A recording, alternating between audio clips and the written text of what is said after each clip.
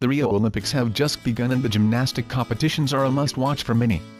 Young women defying gravity and landing on their feet each and every time.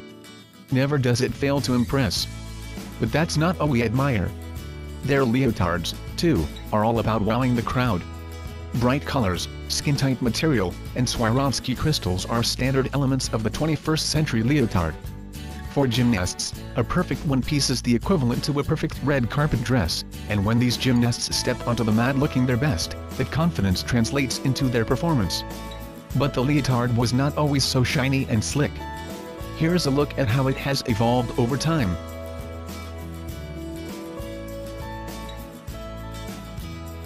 London Olympics 1908. The gymnastic uniforms worn in the early 1900s look nothing like the ones gymnasts compete in today.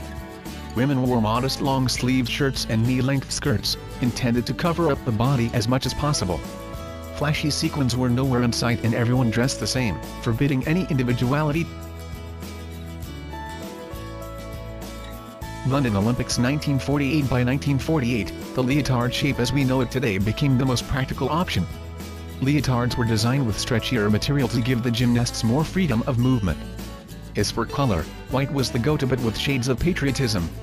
Low-cut hemlines and boxy shapes offered maximum coverage.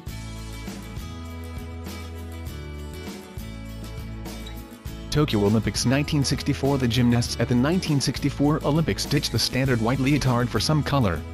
The boxy shape was traded in for a classic V-neck and higher hemlines that not only improved the gymnast's range of motion but also gave her the chance to show off her physique.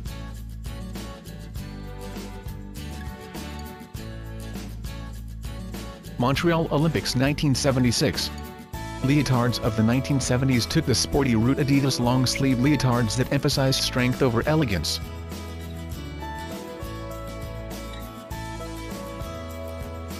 Los Angeles Olympics, 1984 and Atlanta Olympics, 1996.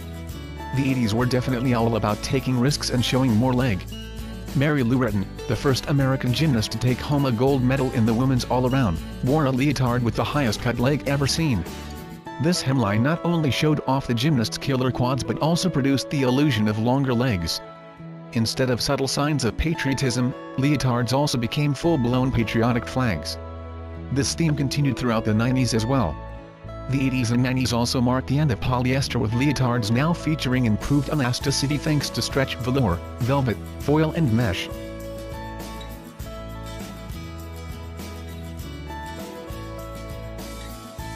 Athens Olympics, 2004 and Beijing Olympics, 2008. With the turn of the century came the most dramatic shift in leotards. Minimalism was no longer the goal. Bright colors and intricate crystal designs made these new leotards flashier and dressier. It was all about having the shiniest, most bedazzled leotard on the mat that would not only catch the eye of the judges but would also increase the confidence of the gymnast wearing it.